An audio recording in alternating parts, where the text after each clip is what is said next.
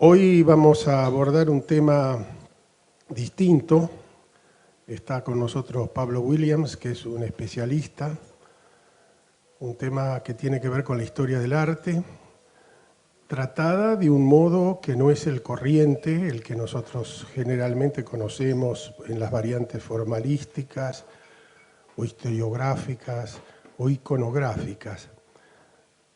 Él ha investigado un pensador profundo y un estudioso, como es Abraham Aby Warburg, que hizo aportes fundamentales para encarar este fenómeno de la historia del arte con grafismos, con palabras donde prevalece la imagen. En esta totalización, hoy creo que la mirada que da Warburg ensancha el panorama del arte, el panorama de la historia del arte y los contenidos del mismo. Creo que muchos de ustedes lo conocen a Pablo. Pablo es un especialista, entre otros, en Dante Alighieri, pero un especialista real, fuerte, un conocedor profundo. Y en esta materia creo que si no es el primero en la Argentina, debe ser el non plus. Te agradecemos mucho tu presencia, tu amistad, y tenés libertad para operar. Muchas gracias por tu presentación y por la invitación a hablar sobre este gran pensador de la imagen que murió en 1929, pero recién, digamos, hace 20 años se ha puesto en boga, casi diríamos de moda, tal vez porque es digamos, un gran teórico de la imagen y hoy vivimos en un mundo de imágenes infinitas, variables, pero también efímeras. En cambio, Warburg pensó la imagen, la fuerza de la imagen, o sea, la relación imagen-fuerza, que es su idea más profunda y también más oscura. Como por razones de educación no debo pasar más de 40 minutos, he elegido exponer algo sobre el último proyecto de Warburg, que es el Atlas de la Memoria, el Atlas Mnemosine, que él en realidad proyecta en el último año de su vida, a la vuelta de un extraordinario viaje que hace a comienzos del año 29 a Italia, y cuando retorna a Hamburgo, antes de morir en octubre del 29, él expone una serie de paneles de, digamos, de un tamaño de 1 metro por 1,20 metros por 1,50 metros,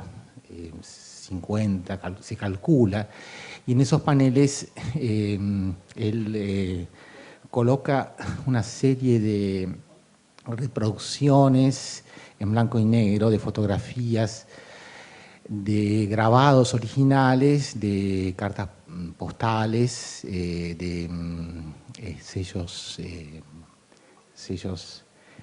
postales, recortes de diarios, etcétera, y compone un extraordinario atlas de imágenes. De ese atlas, de esos paneles, quedan nada más que fotografías que él hizo hacer. Ustedes saben que Warburg, bueno, voy a dar después pocos datos biográficos fundamentales para quienes no lo conocen, pero Warburg en el 27 inaugura al lado de su casa un gran edificio de 4 pisos para albergar su extraordinaria biblioteca y precisamente estos atlas de imágenes que él presentaba en conferencias sobre la historia de ciertos tópicos de la imagen. Warburg, les cuento, nació en el 1866, pertenece a una familia de poderosos banqueros judíos de Hamburgo, y él, siendo primogénito, le cede, como en una historia bíblica, su primogenitura a su hermano Max, pidiéndole a cambio como un cheque en blanco para comprar todos los libros quisiera, e inicia una genial carrera de historiador del arte en Bonn, en Estrasburgo, con grandes maestros, ya desde muy joven, esto a los 20 años, de edad más o menos, también estudiando biología, estudiando digamos, los etnólogos positivistas de la época, Taylor, etc. Así como Darwin. Él es digamos, parte de un positivismo así, que es muy de su tiempo, pero para elaborarse una teoría, más que una teoría del arte, una teoría de la imagen donde se ejerce la libertad del hombre, o sea, digamos, su dimensión espiritual, ¿no? A partir de esta experiencia biológica que es la imagen para Barbour, en primer lugar. Barbour, después, muy joven, se instala varios años en Florencia y estudia sobre todo a Botticelli, Grandai, los grandes pintores del 480 florentino, enfrentando todo ese mundo estetizante de la Florencia de esa época, cuando estaba Berenson, todos los discípulos de Ruskin y los prerafaelitas, que percibían el mundo del Renacimiento, el mundo pictórico, como un mundo de un arte, digamos, formal, delicado. Para Barbour, en cambio, ese arte estaba firmemente anclado en la vida histórica. Él sigue, digamos, la gran lección de Jacopo Burckhardt, ¿no? Con su historia del Renacimiento en Italia. Estudia fatigosamente en los archivos de Florencia todas las documentaciones de la época de Lorenzo el Magnífico, identifica una gran serie de retratos de personajes de esta gran civilización que podemos llamar la primera modernidad, ¿no? del Renacimiento florentino, y particularmente trabaja sobre Botticelli, sobre la famosa pintura de la primavera, y lo vincula, siguiendo a Burckhardt, ¿no? Vincula el arte con la vida, estas imágenes sorprendentes con sus fuentes literarias en Poliziano, en los poetas latinos. Y a su vez con el contexto de las fiestas florentinas del Círculo de Lorenzo el Magnífico, ¿no? Eso es una documentación que hoy se acepta absolutamente, aunque hoy muchos digamos, iconólogos como Gombrich o Panofsky, ¿no? Han propuesto algunas fuentes filosóficas para esas grandes pinturas. Entonces, a partir ya de estos años de juventud, va elaborando Barbour una teoría de lo que él va a definir más tardíamente como pathos formel, o sea, como fórmulas de expresión de la pasión o del pathos. Pathos es pasión, es sufrimiento. Que el artista del Renacimiento advierte y reexperimenta en las imágenes que quedan del mundo antiguo en Italia, en Roma, en Florencia y en otros lugares, sobre todo en los bajorrelieves y en la estatuaria.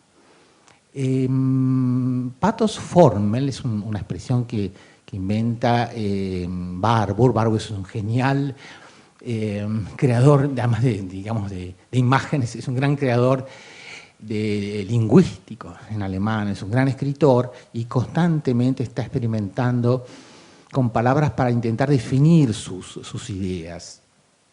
¿Qué es una pathos formel? Barbour parte de la idea, digamos, entre comillas, de los orígenes de la cultura, como una separación de la naturaleza. La primera experiencia del hombre que se llama arcaico, primitivo, es una experiencia de terror ante la naturaleza que lo domina. Eso también está hoy, por ejemplo, en un gran pensador como Hans Blumenberg, ¿no?, que ha estudiado cómo las metáforas nos defienden, las grandes metáforas de las culturas, dice él, nos defienden de la omnipotencia, la realidad que nos supera. Barbour,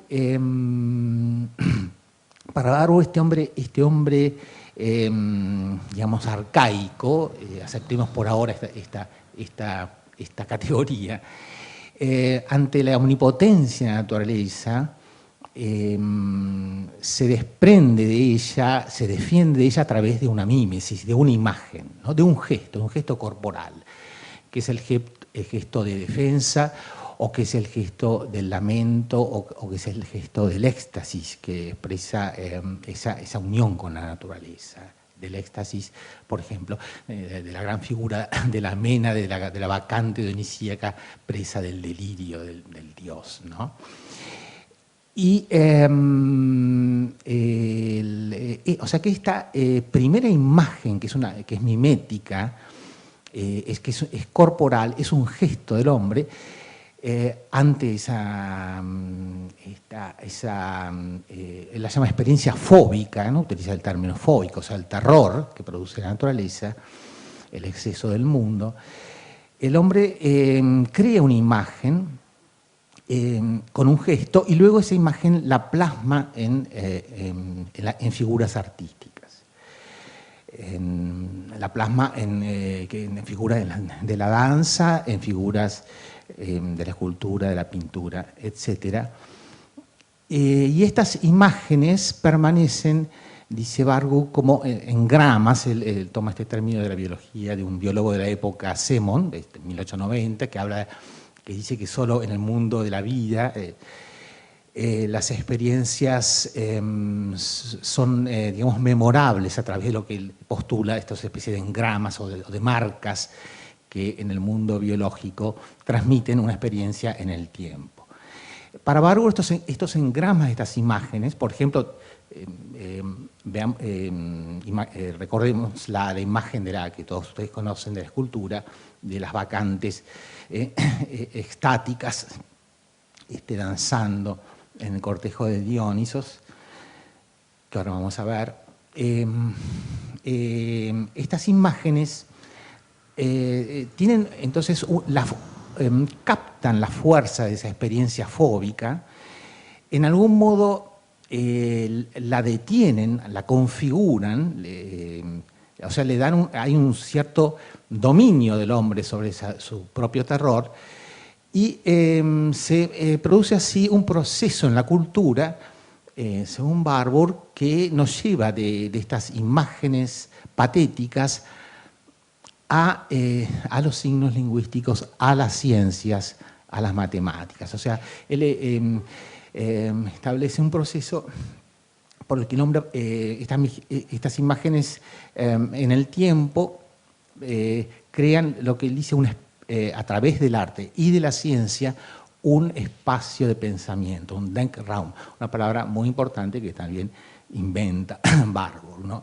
Para él la cultura, la civilización es eso, la distancia del hombre ante la omnipotencia de la realidad, ante la violencia, violencia no solo de la naturaleza, sino del hombre mismo, ¿no?, por cierto.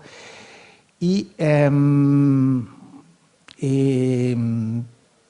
lo interesante es que esta fuerza de las imágenes originarias, entre comillas, se mantiene en el tiempo. Entonces él nos explica a los hombres del Renacimiento, a los hombres de Firenze, de Roma, en los bajos relieves que habían quedado entre las ruinas del mundo romano, captan estas imágenes, las desprenden del contexto y las reutilizan en sus obras, ¿no? Como por ejemplo la Venus de Botticelli, ¿no?, que sabemos que está inspirada en las Venus Medici, en su pose.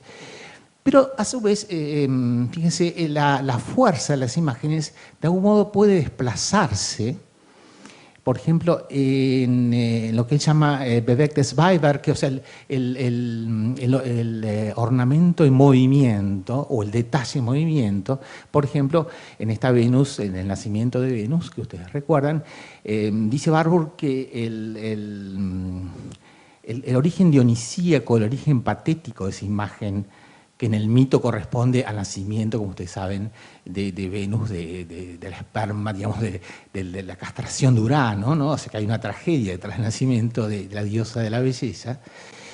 Se expresa ese patetismo en Botticelli en el ensortijado, se llama serpentino de su cabellera, o en la figura, por ejemplo, de la primavera, la figura de Cloris, o en el drapeado. El drapeado digamos, del vestido clásico, de las ninfas clásicas, de las Menas, etcétera, que expresa el movimiento, o sea, la figura femenina en movimiento, ¿no? Entonces, él cita los textos de Leonardo, León Battista Alberti, que recomiendan a los pintores, para mostrar la figura en movimiento, de confrontarla, entonces, con un drapeado que confronta el viento, ¿no? La fuerza que se opone a la figura humana en movimiento. Esta idea, fíjense, esta idea interesante, el desplazamiento, que después Freud va a utilizar de otro modo, pero que ya Warburg, muy joven, la plantea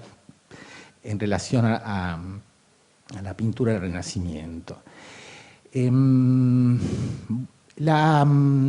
El otro concepto importante, además de pathos formel y de espacio de pensamiento, decíamos entonces que el espacio de pensamiento es lo que el artista o el científico elabora con su libertad, con su estilo, frente a la experiencia esta primordial, digamos, potente, esta imagen que es potentísima y de alguna manera lo sobrepasa. Entonces hay una lucha del artista con esa experiencia. Ya acá hay mucho de Nietzsche, del origen de la tragedia, de los dionisíacos y la Apolíneo, por cierto, que para Warburg están como ensamblados. El momento apolíneo acá sería el momento del artista que reflexiona ante esta potencia de la imagen.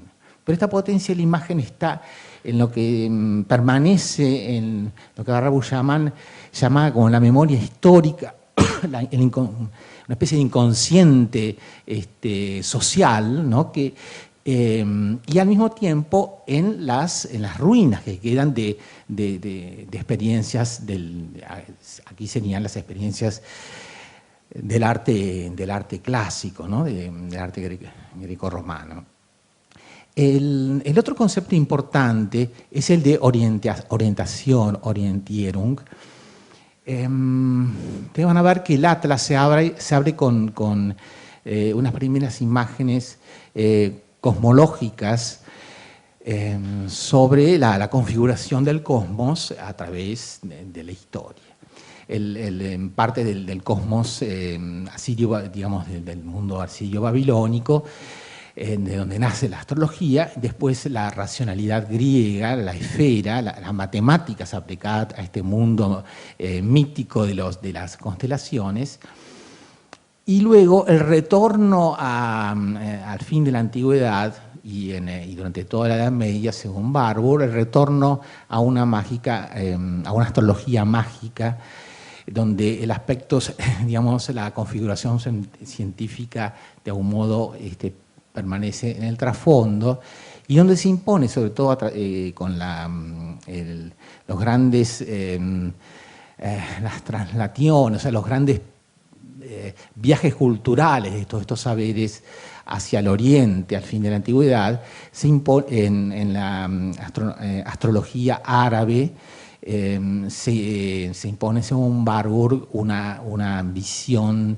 del cosmos fragmentaria, mágica, donde las potencias, digamos, del destino son así absolutas y son infinitas, se pueden dominar con talismanes, etcétera, etcétera. Él hace una fantástica historia, sobre todo apoyado en los trabajos de su amigo el gran Franz Boll, un gran historiador de la astrología, que nos explican cómo todo el sistema planetario tolemaico evoluciona al fin de la antigüedad al pasar a volver al oriente, incluso al mundo persa, incluso más al fondo hacia la India, y después volver en los orígenes de la Edad Media, volver hacia Europa a través de Sicilia y de Toledo e imponerse incluso, por ejemplo, en el gran salone del Palazzo della Ragione en Padua, que es un magnífico espacio del siglo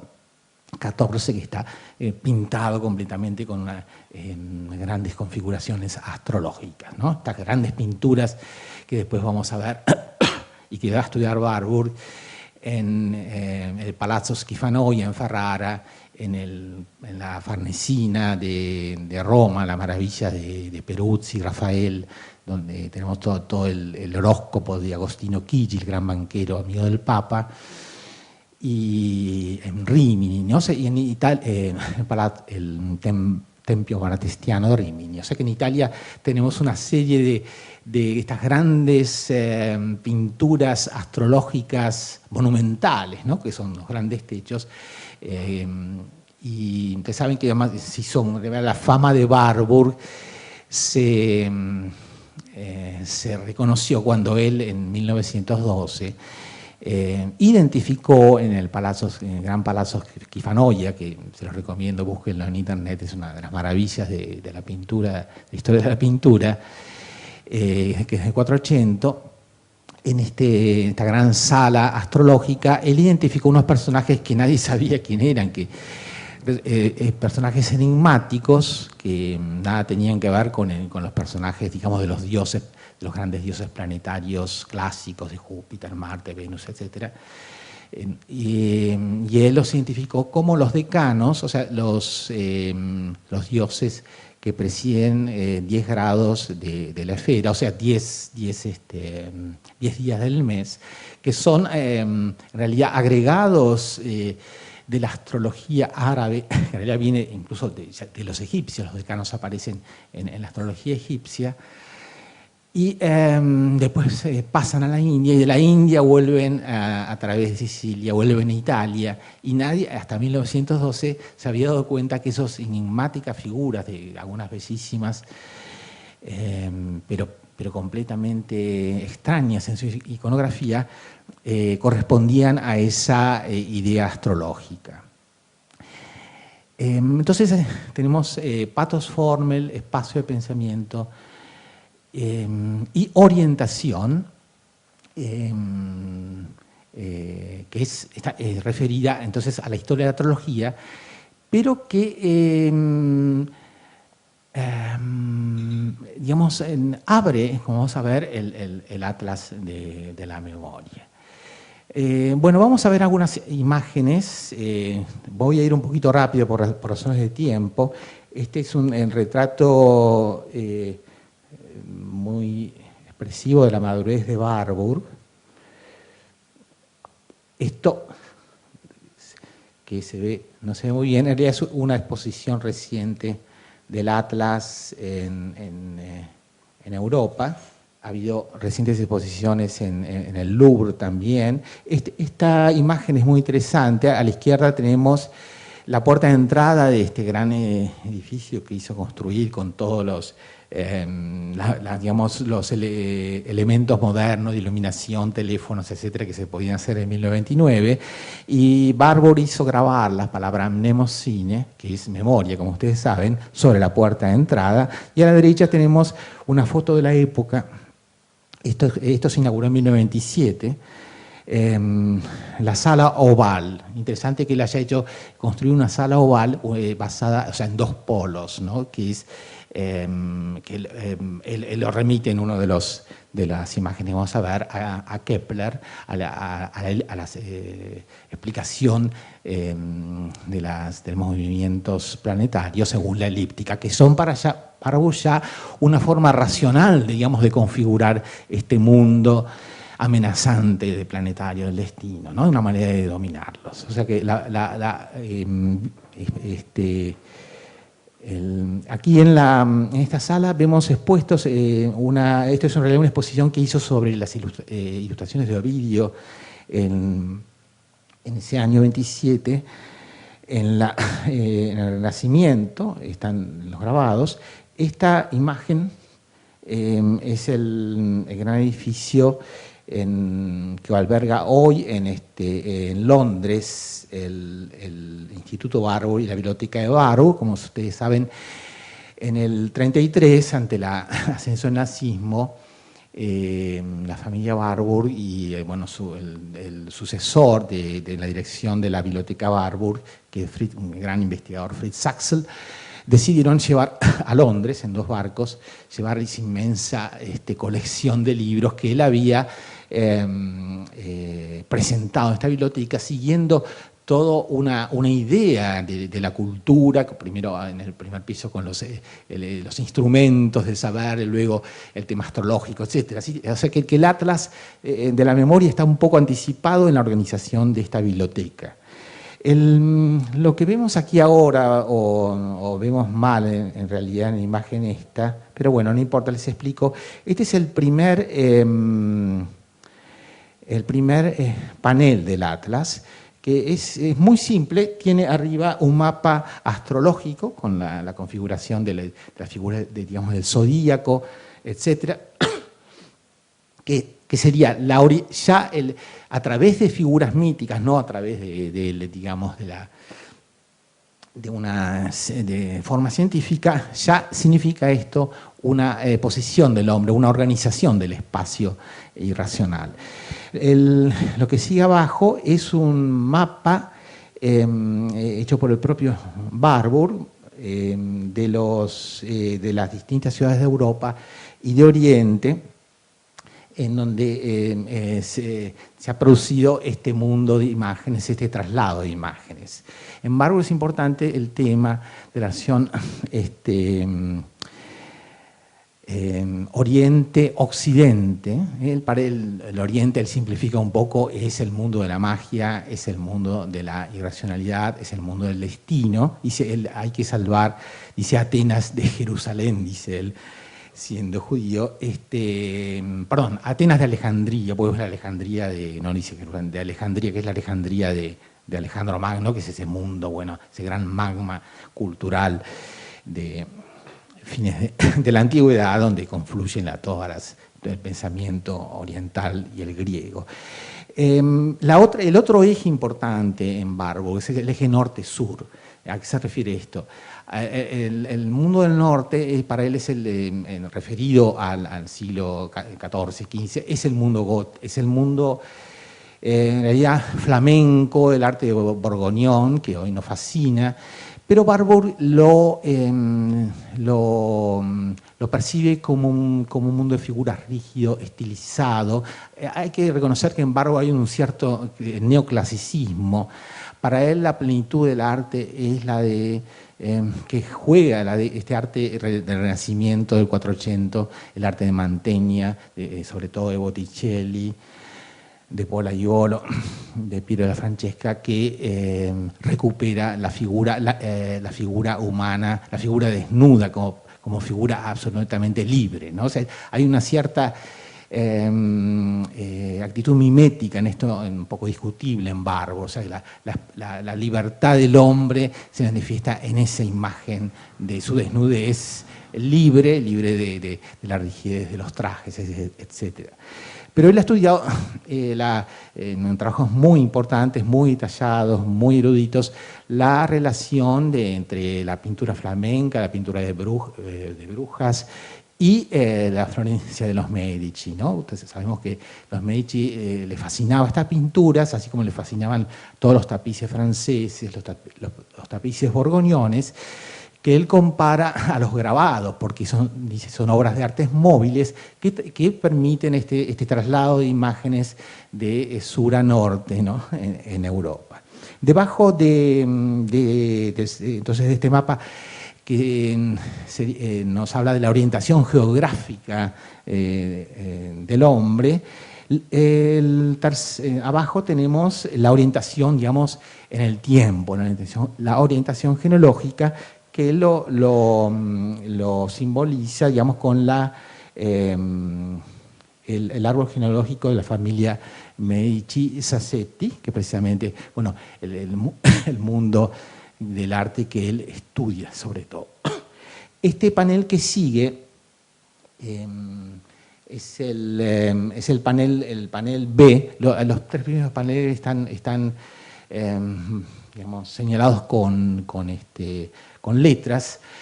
Ustedes saben que Barbour solo dejó de este atlas una lista de temas para cada panel, pero son 2 o 3 frases nada más, que de un modo explicaban su contenido. Hay un fragmento de él, no escrito, donde él tiene un proyecto editorial, este mismo año 29, de una colección de unas 2.000 imágenes, en unos 200 paneles, nos quedan solo 63 paneles, y 2 tomos de textos. Él los 2 tomos de textos no los hizo.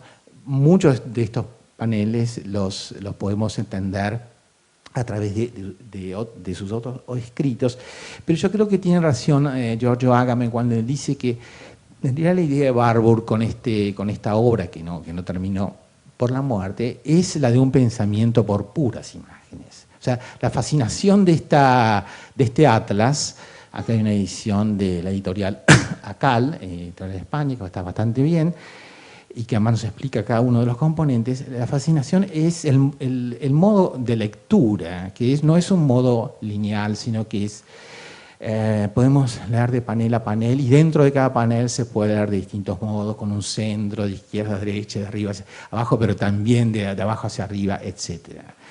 Y si nos detenemos en algunos de estos paneles, veremos la complejidad de pensamiento que hay en la combinación de imágenes, porque a veces nos sorprende, como vamos a ver, nos sorprende absolutamente, poniendo una imagen que aparentemente no tiene nada que ver con lo demás, y en realidad nos está diciendo algo que es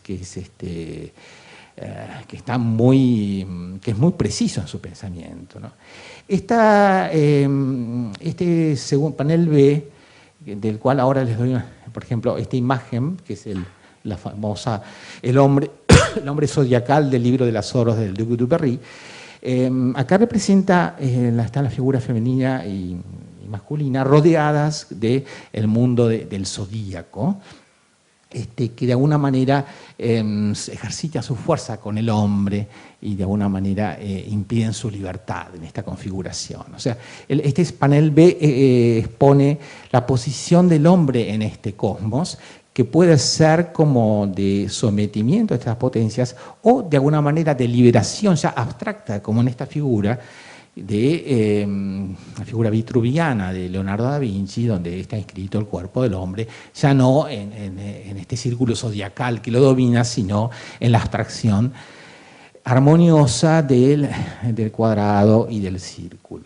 Esto es este grabado, en cambio, que es posterior a Leonardo da Vinci, es una especie de tabla para hacer sangrías de los médicos del tardo Renacimiento, que nuevamente nos hacen volver a esa concepción del hombre de alguna manera sometido a las potencias astrales, ¿no? El panel C, en cambio, fíjense, está dedicado a Marte. Acá tenemos la ciencia, el saber científico aplicado al cosmos, el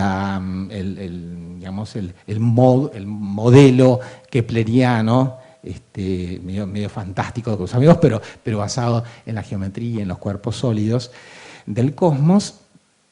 Y curiosamente tenemos después al Zeppelin. Fíjense, esto ya que es una sorpresa. ¿Por qué coloca acá al Zeppelin como un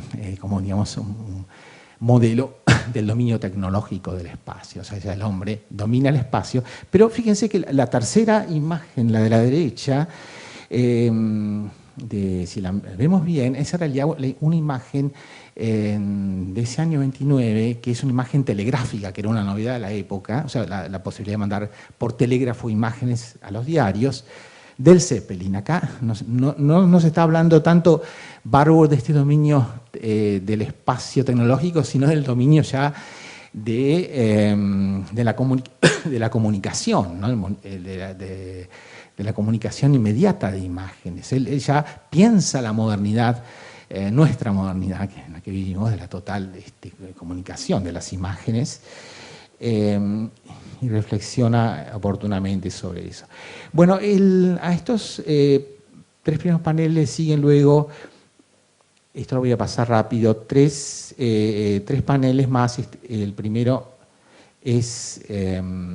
representa el mundo astrológico en realidad, de Asiria y Babilonia, el mundo oriental. Este panel que sigue es muy importante, es el panel ya entonces de la racionalidad griega, ¿no? Aquí está incluido el Atlas Farnese, que está ahí en Nápoles, donde el cosmos fascinante, mitológico de los grandes animales y las grandes figuras zodiacales está ordenado en una esfera y sostenido por el Atlas, ¿no? Por eso él llama a su propia obra, la llama Atlas en este sentido, ¿no? Esta es una de las imágenes que él coloca. Claro que yo he buscado los originales, digamos, entre comillas, en color, ¿no? En el Atlas, el constante color negro del fondo y el negro de las imágenes, pensamos que estamos en el 29, no hay muchos libros de arte. Barrow mandaba a fotografiar por todos los museos de Europa muchas obras digamos de las que no disponía imágenes, y el negro y el gris y el blanco le dan a la obra una unidad así como de gran collage vanguardista, que se pierde en esta exposición de las imágenes ya en color, pero que yo he buscado para digamos, poder comentar con mayor claridad, ¿no? Él coloca también aquí, fíjense, un sarcófago que representa a las musas. En el centro, Polimnia, la musa en pose pensativa, en un gesto, la patoformel de la meditación, que es también la de la melancolía de Durero. Es la musa vinculada entonces a un saber absoluto. Es una de las transformaciones de la ninfa. Y aquí también, en este panel, aparece la figura de Perseo, que vuelve muchas veces en el Atlas. Este es el Perseo del manuscrito de Leiden, fantástico, del siglo V, creo, y es la constelación de Perseo, que aparece portando con su mano la cabeza de la medusa. Y Perseo es el héroe con el que se identifica el propio Barbour, porque es el que enfrenta el terror de la medusa, el terror de la naturaleza, ¿no? Y libera a Andrómeda. Bueno, este es el Atlas, este es el panel 3, que muestra el modo en que esta racionalidad griega de la astronomía se vuelve a ser pura irracionalidad astrológica en la tarda antigüedad, ¿no? Bueno, los paneles que siguen, los paneles del 4 al 8, cambian de tema en el Atlas y presentan lo que él llama Vorprägungen, o sea, preacunaciones antiguas del arte del Renacimiento. O sea, los grandes, estos grandes gestos, estas pathos-formel, formas patéticas, que el artista del Renacimiento retoma. Fíjense, yo he elegido de esta secuencia fantástica de paneles solo muy poquitas imágenes. A la izquierda, a la derecha, tenemos la figura del David de Andrea del Sarto, si no me equivoco, que vence a Goliat, una figura heroica, una figura de combate. Y a la izquierda presenta a Barbour en el Atlas a lo que él identifica como el modelo de esa imagen. Fíjese que es la misma pose, el mismo gesto, la misma patoformel.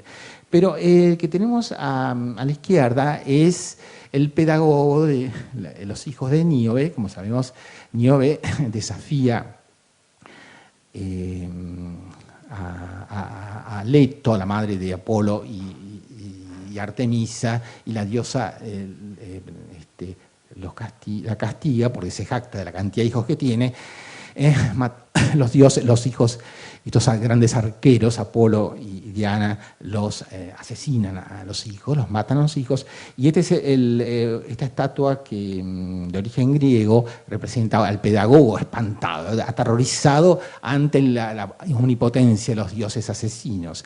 La misma, el estado, digamos, la expresión fóbica, que es la de la mano alzada, el gesto tenso de la izquierda, etcétera, de terror, sirve para expresar un gesto de victoria, un gesto de éxtasis.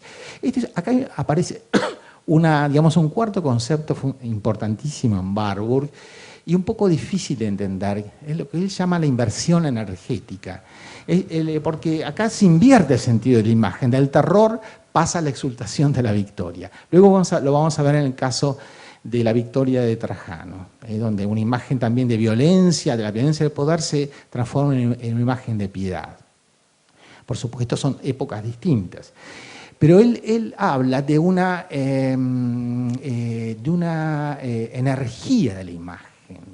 O sea, él abstrae dentro de las pasiones, que acá son pasiones opuestas, terror y exultación, abstrae, yo diría, la dimensión de una energía que está como detrás de estos gestos, como una energía casi originaria, digamos, y que puede, él utiliza imágenes eléctricas, ¿no? Él es muy afecto a esto. Esto es una idea muy interesante y un poco oscura, digamos.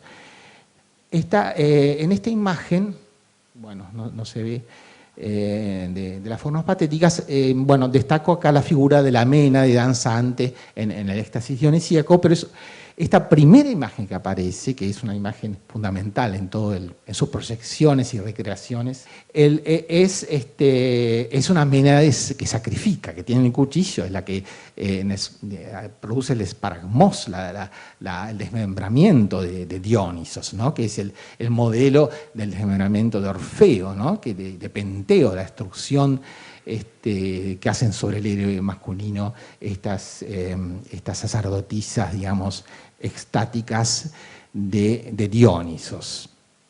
Vamos a tener que resumir absolutamente. Este es Laoconte, dejémoslo. Esto, no podemos meter un instante.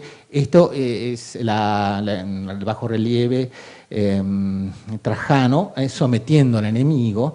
A la derecha se ven incluso los soldados romanos portando las cabezas de los enemigos cortadas. Fíjense, esta imagen sacrificial, tremenda, de lo que es el poder romano, y que la leyenda medieval lo interpretó en sentido opuesto. Interpretó que la figura hay una figura femenina sometida ahí abajo, bajo el caballo de Trajano, es interpretada no como la provincia vencida, no como el enemigo sometido, sino como una madre que le pide al emperador que detenga sus legiones para hacerle justicia a su hijo que ha sido arrollado por los propios ejércitos romanos. O sea, es una imagen ya cristiana. Fíjese el tema de acá, cómo el cristianismo opera una inversión del sentido de la imagen, una imagen del poder de Roma, a la imagen de la victoria, de la Nike romana, oponen la imagen del martirio, del martirio cristiano. Bueno, para es Mitra, lo dejamos. Esta es una imagen de la Nike, de la victoria romana. Bueno, como el tiempo, no tenemos tiempo, voy a mostrar solamente algunas imágenes de las transformaciones de esta ninfa, de esta Ménade, en el Renacimiento. Fíjense en este extraordinario bajorrelieve del 400, a los pies de Cristo, Magdalena, que desesperada ante la muerte de Cristo, representada precisamente como una mena danzante con los velos, semidesnuda, que parece en un éxtasis dionisíaco, ¿no? Entonces, Bárbaro estudia cómo en la iconografía cristiana se van imponiendo, van como resucitando estas imágenes potentes de la ninfa. Me quiero detener sobre todo en esto se presentó en 2 paneles. Bueno, aquí tenemos otra ninfa, esta es otra ninfa de Botticelli. Me voy a detener en esta famosa ninfa, que es ninfa para Barbour, que es en la Capella Sassetti, ¿no? Pintada por el gran Ghirlandaio. Estamos en 1450 más o menos. Esta imagen representa el nacimiento del Bautista, que es el nombre de Giovanni Tornabuoni, que es quien encarga para su capilla funeraria familiar, le encarga a Ghirlandaio la pintura de la vida de San Juan Evangelista, más patrón de Florencia. Pero ¿qué ocurre acá? Acá tenemos una escena doméstica florentina, burguesa o de gran burguesa, con las señoras, las visitas majestuosas, etcétera, etcétera, y de pronto entra por la derecha, como impulsada por un viento antiguo, la ninfa, la Ménade, portadora también de, como muchas ninfas en los bajorrelieves romanos, portadora acá de frutos, portadora de bienes, casi sin pisar el suelo, y fíjense con el drapeado, movido por el viento, parece venir de otra dimensión. Esta es la imagen de la ninfa, sobre la que se ha escrito mucho. Acá tenemos una ninfa, otra ninfa de Botticelli, otra versión de la ninfa en el incendio del Borgo de Rafael, acá portadora de agua. Son imágenes portadoras de vida, portadoras de fuerza en este mundo cristiano. Pero la ninfa, y acá ya termino, puede tener también la forma de un ángel protector, ¿no? Porque tenemos aquí todo el drapeado de los velos que destacan la figura femenina. Acá es el Rafael y Tobías, pero puede también ser cortadora de cabezas, como esta Judith. Fíjense, una Judith absolutamente ninfal en su representación. Aquí esta es también la sirvienta de Judith, esto es Ghirlandaio. Acá tenemos a Guercino, un ángel protector. Y finalmente la Fortuna, o sea, que es la ninfa, este genio que importa tanto a estos grandes banqueros y comerciantes florentinos que tienen que arriesgar constantemente los viajes, etcétera, sus inversiones, y que de alguna manera luchan tratan de atraerse a esta nueva comodidad que es la fortuna de la rueda de la fortuna medieval. Se convierte en una ninfa que también lleva un velo, lleva este velo inflado por el viento, pero este es un grabado también del 480, un timón. Entonces, un magnífico trabajo que él tiene sobre Sassetti. Esto es el emblema Rucellai, donde aparece sobre un casco el emblema de la fortuna navegante. Bueno, y esta es la fortuna de Durero. Bueno, aquí terminamos. En realidad esto tiene que seguir con las musas, las ninfas musas, las ninfas divinidades planetarias en el templo de Alberti, en la Farnesina, etc. Y cómo estas potencias femeninas ambiguas, peligrosas, porque pueden cortar la cabeza, pueden ser asesinas, pero al mismo tiempo traen vida, se transforma finalmente en pleno Renacimiento en estos daimones, estos ángeles que ordenan las órbitas del cosmos, las órbitas de la esfera, etc. Voy a detenerme en el último panel para que vean ustedes la complejidad y genialidad de este pensamiento. Acá están los Parnasos, etc. En esta imagen, que es el último panel, ¿no? El panel 79. Esto está armado bueno, sobre todo con la imagen de la comunión de Bolsena, o sea, la pintura de Rafael que está en el estance del Vaticano, que representa el milagro de la hostia. Hay esta imagen del harakiri japonés, fíjense las cosas que reúne este panel, ¿no?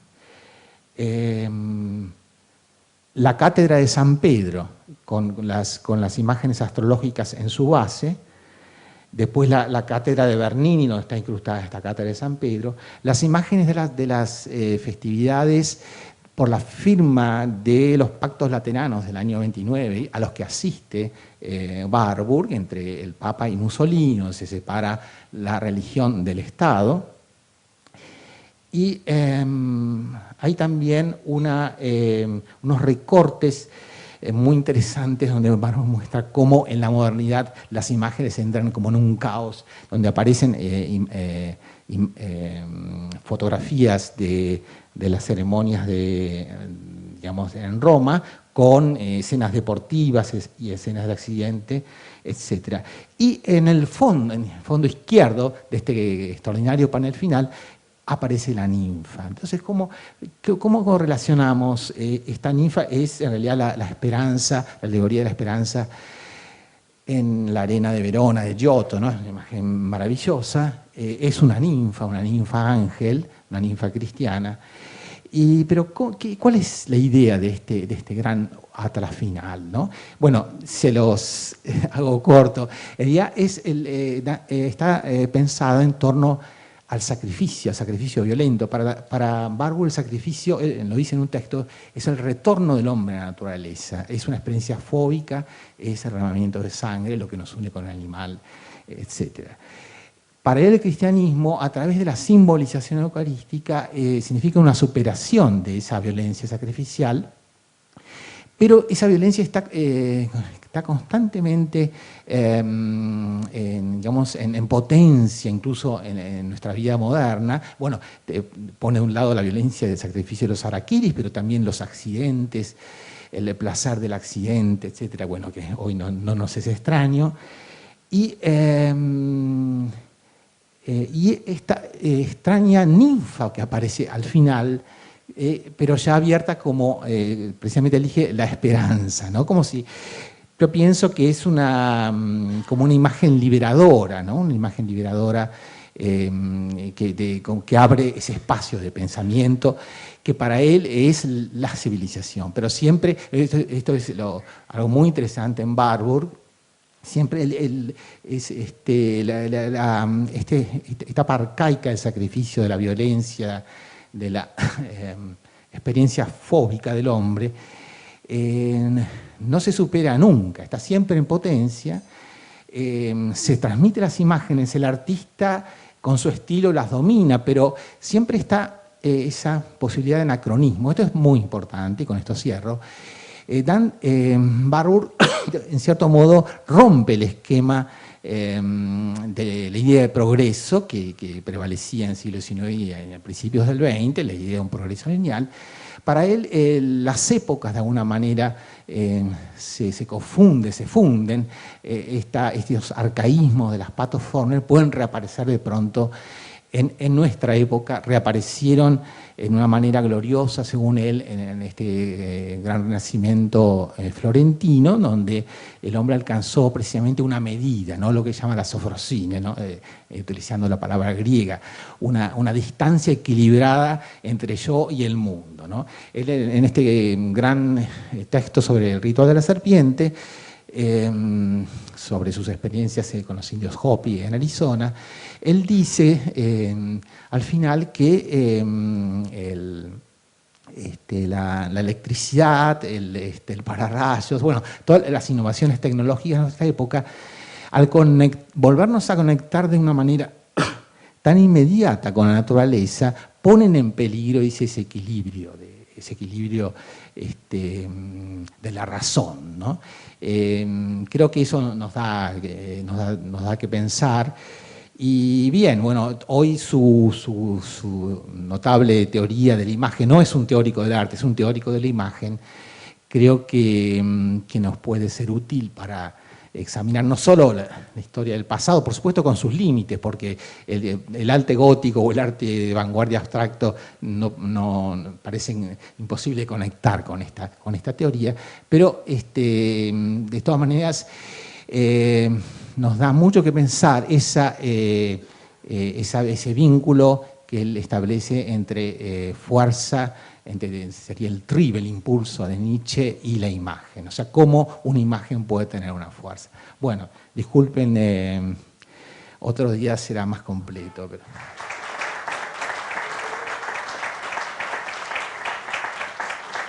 Esto fue indudablemente un disparador para seguir pensando en estos temas, y sobre todo los que les gusta viajar a Italia, como mi gran amigo Rodolfo, ahora tendrán una temática adicional. No solo uno se planta frente a un Botticelli y decir qué linda que es esta Venus.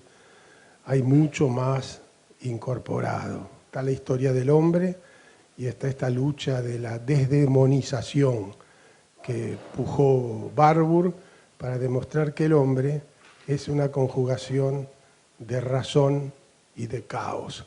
Muchas gracias, querido amigo.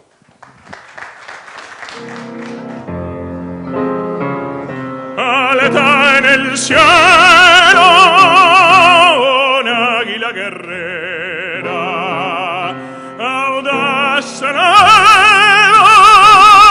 a vuelo triunfal, azul una ala del color del cielo,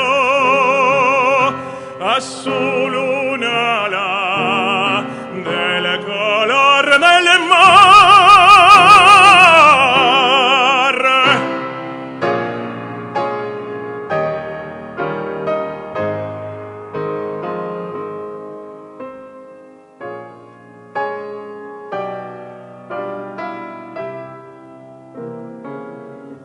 Así en el alta aurora irradial, punta de flecha, el áureo rostro imita y forma estelar, purpurado cuello, el ala es paño, el águila es bandera, es la bandera de la patria mía, de la sola nacida que me ha dado Dios, es la bandera de la patria mía, del sol nacida que me ha dado Dios.